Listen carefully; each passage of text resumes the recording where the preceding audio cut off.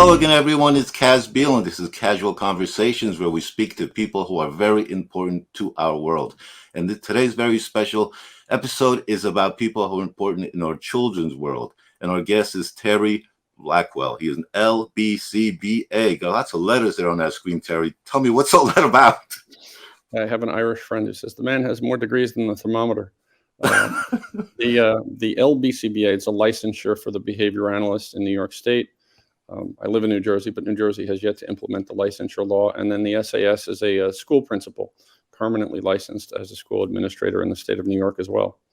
So tell me, let's go back to the beginning. How did you first get involved, in education, but how did you get involved with the BCBA programs? Well, it was a kind of a challenging story. Our oldest son started to encounter some difficulty in the local Blue Ribbon public school, and my wife and I were called into a meeting. At the time, I was actually running special education programs under contract with the city of New York for preschoolers. And we went into this meeting, and the meeting progressed to be one wherein the social worker from the school, who was the case manager, the school principal, and a teacher explained to us all the things that our son would never be able to do. And my wife and I were devastated. I had sat as a school principal at many IEP meetings, but never did I have my throat close up like it did the day that I was a dad of I guess the subject pointing out the limitations of my son's future that were going to be imposed by the opinions of a couple of, I guess, well-intentioned, I'll give them credit for that, administrators and social workers. So my wife and I left that meeting, and we looked at each other and said, if our son is going to be helped, it's going to have to be dependent upon us. And we both went back and took a very rigorous course of study with Dr. Vincent Carbone, who's at this point very internationally renowned for the verbal behavior method of working with children with autism. And, I ended up sitting for the test because I had the appropriate graduate degrees. And as my wife said, you use this professionally, I'll use this for our family. I think what was very, very important, and I would love to convey this to any family member that's listening, we had a very strong core belief that there is no such thing as failure in family. And we've lived with that to this day. That same son, who we were told would never achieve anything, graduated from Rutgers University with a master's and high honors in human resources, and today is raising a family. He's married for a long time. Okay. All right. So as it says on the screen, Terry, changing the world one child at a time, and that's very important things to do, especially these days. I know we're talking about special needs, and we'll get into that further. But what about the general kids who are in school who are misbehaving in class for some reason? What are some of the reasons for that might be happening these days? Yeah, that's a great question, Kaz. I don't know that people are generally aware that during the pandemic, when the teachers' unions generally shut down schools across the country, more than 2 million children were taken out of public education and are now being homeschooled or have gone over to private or parochial schools. And I think that if you were to look at the research about why teachers are leaving the field, new teachers, I believe it's more than 50% of new teachers coming into the field leave because they have problem behavior with children in their classes and are unable to administer or uneducated to administer appropriate procedures to reduce those problem behaviors. So back to the question of why, one of the key things that when I was out there training, I learned to ask a very different question through behavior analysis very early, and that was, what function does the behavior serve? And the nice thing about behavior analysis is there is more at this point than 80 years of research. And the answer is functional, right? That the behavior is always functional to the learner. It may not make a great deal of sense to you or I, but if there are people in the room, there's really only two functions of behavior as to why children are behaving. The first function is attention or access to tangible reinforcement, such as stuff. Right? I want what I want when I want it, and this behavior in the past has allowed me to get it. Or more often is escape from demand. So I tell the child to do something, or I put a demand in place, and they basically exhibit problem behavior to escape that demand. And in the research, about 2/3 of problem behavior comes from escape from demand or a delay in demand. A great example at home might be when you say to the child, I want you to clean your room. And the child throws a tantrum, throws themselves on the floor, and the parent just gives up and walks away. Well, that child has basically been taught this behavior is effective for either delaying or removing the demand, and that's problematic. So how would you, in a classroom setting, I know some teachers who are just starting out, or they're teaching educational or religious classes, XCCD or something, and they have continual behavior issues with kids. In that short time period, they have to do a lot of information. So, what are some of the things they can do to kind of help the child and gain some control to be not disruptive in class? Because they can't just like take them out of class; they Right. have to be there. So what can they do? Well, keep in mind that behavior analysis, while it is a science, is not magic. So a child who has developed a behavioral pattern over years is not going to immediately respond to interventions, but progressively. So I think if I was to offer, and I have in the in-service trainings I've done in different places, I'd say to teachers, look, if you were to pick one technique that would be most helpful for reducing problem behavior, it is catching kids doing things right and letting them know about it very, very quickly, meaning within seconds. Focusing on the positive and reinforcing more heavily that which you want, as opposed to particularly, the kid who's the wisecracker who's making jokes and cracking up the class. There's a term in behavior analysis called extinction, which means you don't give it the same attention that it got in the past. The challenge with that is that very often that same kid is thinking, well, it worked for me in the past. Maybe I got to crank it up a little bit. So the better alternative is for the teacher to really very heavily focus on targeted behaviors that they want to reinforce, to use behavior analysis, meaning they want more of that in the future and less of the other. Catch kids doing things right and reinforce it very, very quickly. Hey Terry, that was a great answer. Am I reinforcing you quickly? Was Yeah. that fast enough? You're a quick learner, Kaz. That was well done. Right there to the point. I see. I'm listening. I'm not just like reading off questions like some other show. It's very casual conversation here. So, what is that? You planning to have like a bird fly above your head there or something? You got all that space there all of a sudden. What's going on? That's just tilting. Things tilt up, things tilt down. That's true. That's a good television term. Tilt, pan. Take a course on that. Find out what all that is about. Yeah. So let's progress to special needs situations. So there's IEP and Mhm. 504 plan. So why don't you tell us a little bit more about that? Yeah, I think that these things have become progressively more and more common and more important. I have been in the field of developmental disabilities long before I was a father. I started in 1980, so I'm an old guy. That's 43 years. No, you're not. Come on. Yeah, two things that I've seen, both of which concern me. When I was in graduate school, I remember studying and in fact had a conversation with Congressman Chris Smith. He remembered the same book, that only 1 out of every 10,000 children were diagnosed with autism. And now if you were to look at the statistics today, there are two problems with that. One, that 1 in 10,000 has now become, I believe, in the state of New Jersey at least, 1 out of every 27 infant males being born tonight, baby boys, 1 out of every 27 will be diagnosed with autism. Now, there's a different ratio on the percentage of females, and they're not really sure, but they think there's a genetic link there as to the why of that. And on the other side, for almost my entire life, the percentage of the population who was considered developmentally delayed was pretty static at about 3%. Now, people would argue different definitions and different percentages, but what I've noticed is the one that I'm looking at has all of a sudden in the past few years jumped up to 4%. Part of that because of the incidence of autism. Part of it, I believe, is that there is really maybe a better diagnostic going on with infants and more attention. But this leads to an issue now where we used to very seldom hear about an IEP, because when it's 1 in 10,000, how many kids are having an IEP? Today, an individualized education plan, which is what the IEP stands for, is a plan to support the needs of the child in a public school setting. And the federal law for that is the FAPE, Free and Appropriate Public Education. For children who don't need the more intensive supports of an IEP, there's something called a 504 plan, which is a Rehabilitation Act accommodation. Those two tools are available to parents predominantly who advocate for their children to get appropriate supports so that their kids can make progress in school. No, that's great. I mean, basically, I just want to let people know that we're Terry Blackwell here, and this is also an audio podcast. So if you're watching this on internet or on cable and want to see how great, handsome Terry and I look, you can check the video. But if you want listening on the audio version, go check out the video, and you'll learn a lot from information. Plus, you'll find a way to dress, because we're both nicely dressed also today. There you So go. that's really cool. Better than So, one with a tie. yeah, I know. We're trying to be a little more relaxed today, jacket Okay, and got it. no tie.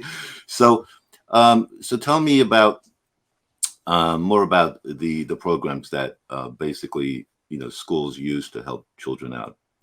Sure. Well, there's conjecture. I come at things from the behavior analytic side, which basically is measurable progress. I think that the IEP, and let me spend a second for parents who might right now be considering or going through a renewal of their IEP. It's an annual plan, which essentially represents a contract between the district and the family or the guardian as to these are the things that we're going to do to successfully help your child have, quote, meaningful progress. And that's a key term. The challenge there, of course, is to have meaningful progress, it has to be measurable. And in several court decisions, including a Supreme Court decision of a couple of years ago, to be meaningful, it must be measurable. And the Supreme Court, in a Denver case with a child with autism, used the term, it can't be de minimis. In my terminology, you can't just warehouse a kid and push them along from year to year to year, because that's not consistent with the intent of the FAPE or the Individuals with Disabilities Education Act. The 504 plan is for a child who might need some accommodations. Perhaps they have, and I'm just picking one or two here, perhaps they have a hearing accommodation, or they have an orthopedic issue, and so they need some special adaptive equipment in the classroom for hearing, or perhaps they need some accommodations and modifications in their gross motor movement in phys ed. Those plans, the 504s, in my experience, take a good deal of time and effort to develop, but very often, in my experience, the public schools don't really pay close attention to them, which is unfortunate, because I think they're there for a reason under the Rehabilitation Act. Whereas the IEP requires regular meetings, statements of progress, annual planning. Every 3 years, there should be a comprehensive evaluation and status check, at least of the child's progress in the area of their disability. And so those are the two tools. In my experience, the IEP in a good school district is treated very seriously. The case manager is usually the center of the coordination of efforts between all of the variety of disciplines. There might be a speech pathologist, a special educator, perhaps an occupational therapist for fine motor coordination. All of those will be coordinated by a case manager. In New Jersey and New York, the special ed teacher is responsible for that. But I believe that the IEP for a child with special needs is really, that's the advantage of a public school setting versus the homeschool setting or the parochial setting that doesn't have that resource available, or that rich array of resources. Terry, what if someone wants to become a registered behavioral technician? What are the resources out there? Because I think it's a great position, because it makes you feel better. You're improving the world, children's lives, people's lives, and also, a good job, and it benefits everyone. So how can you, what are the process of becoming a registered behavioral technician? So it's actually in my opinion, it's relatively simple. For example, the BCBA, Board Certified Behavior Analyst, requires a master's degree in the discipline. It requires a year of supervised practice. It requires a test. I was fortunate to get through it, and actually quite surprised to get through it on the first go round.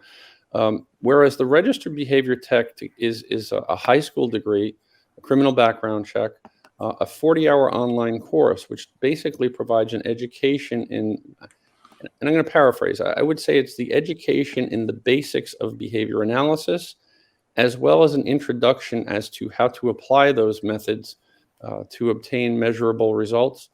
The RBT is not the professional leading the team, but the RBT very often will be the person who is tasked with data collection, appropriately shaping behavior, and implementing those plans that are developed by a BCBA.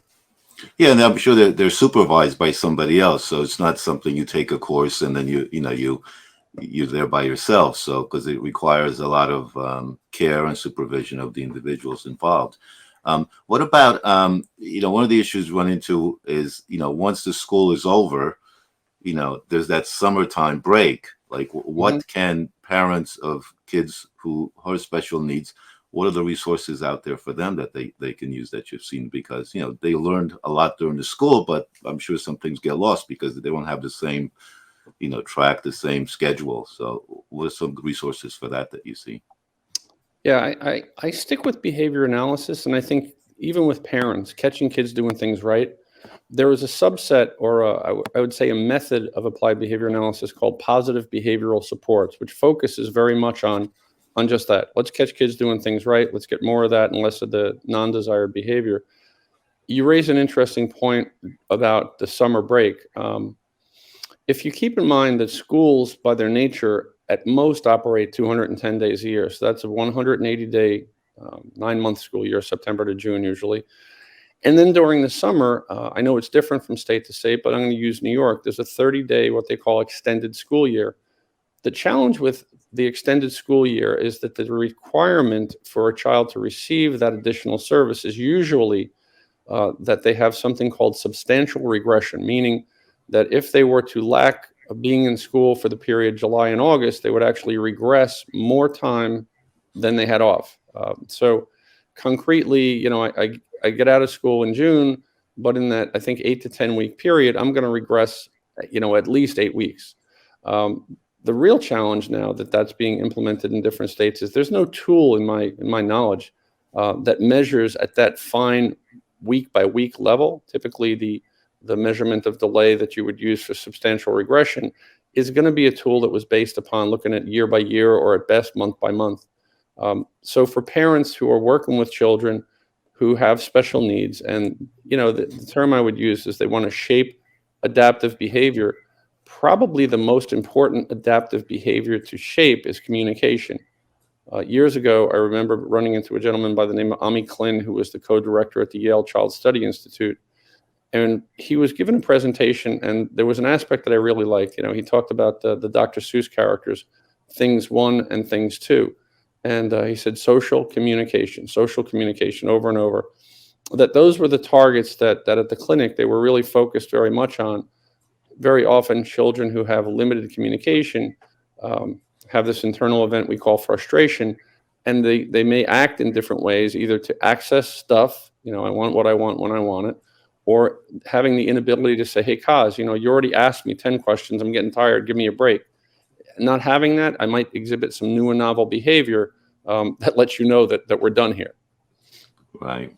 So, what tips can you give, 4 or 5 to parents, let's see, parents who are new to dealing with children with special needs, kids that may not know from your experience, that'll be useful either, in their home life or also when they're dealing with the schools.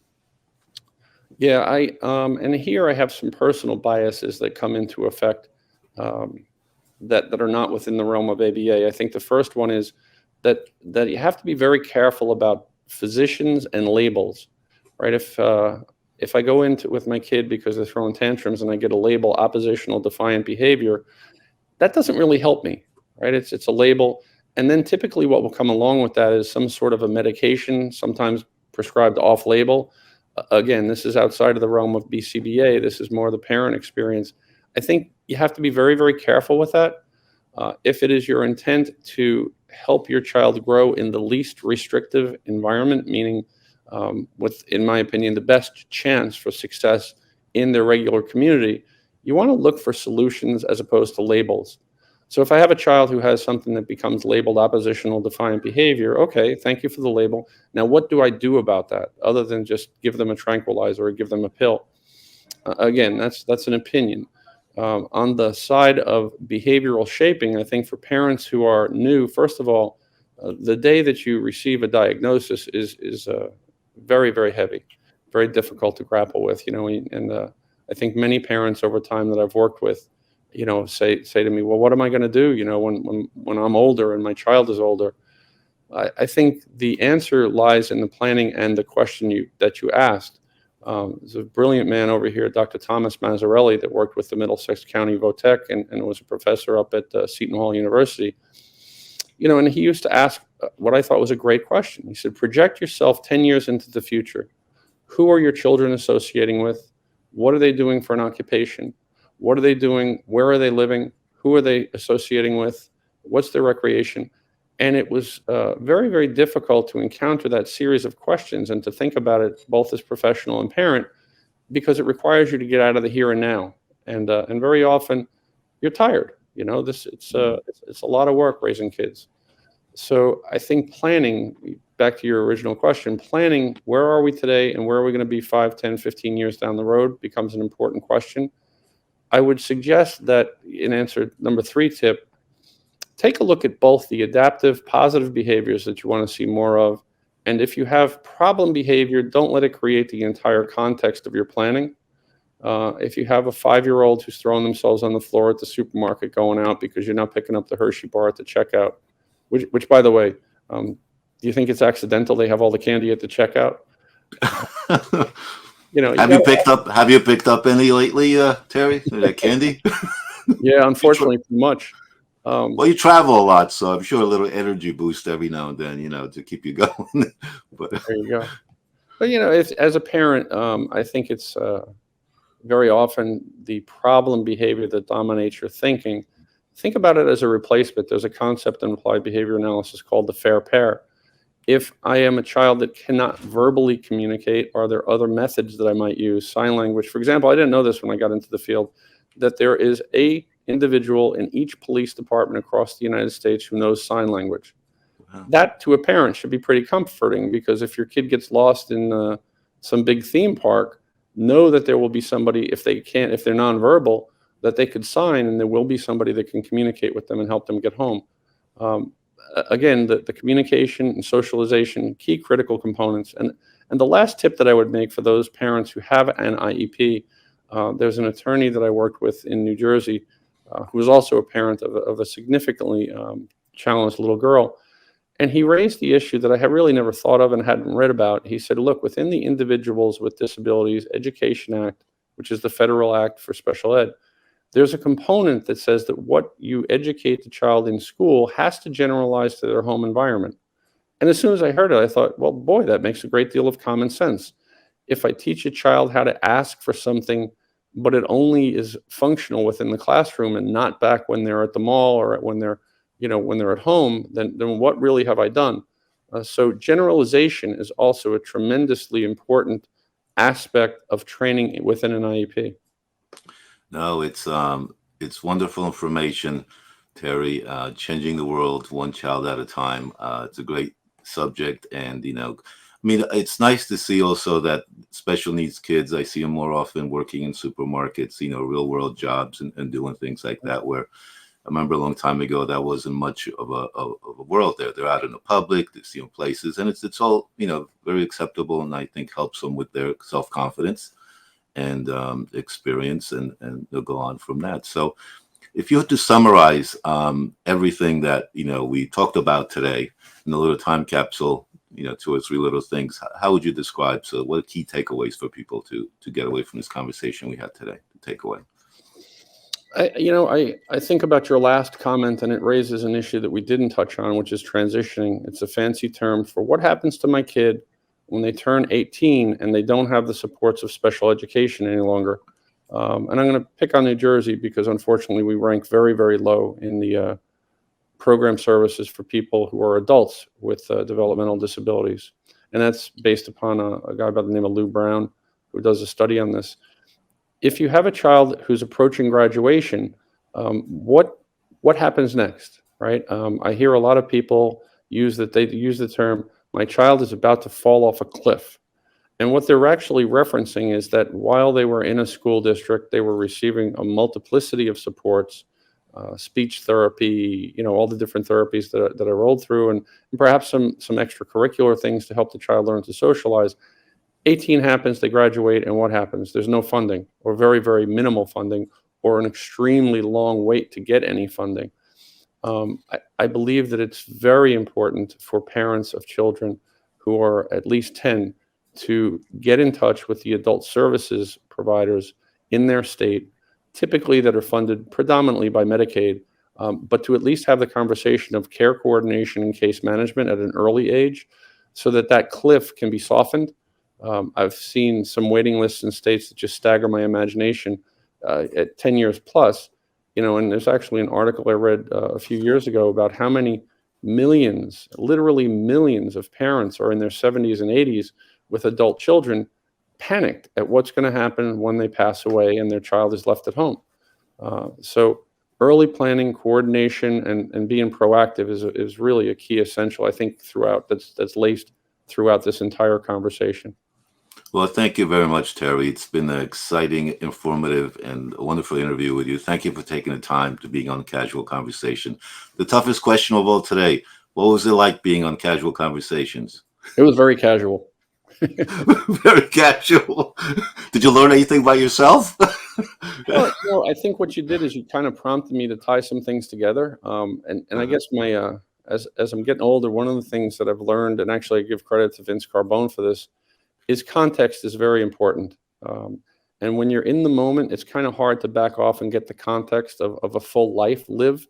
So when you're the parent of a child who's just received a diagnosis of autism at the age of 4 or maybe 3, and that child is nonverbal, that's your entire world. It's essential to get some peace and some space and to back off and put that life in context relative to the full life lived that Tom Mazzarelli talked about. Wow.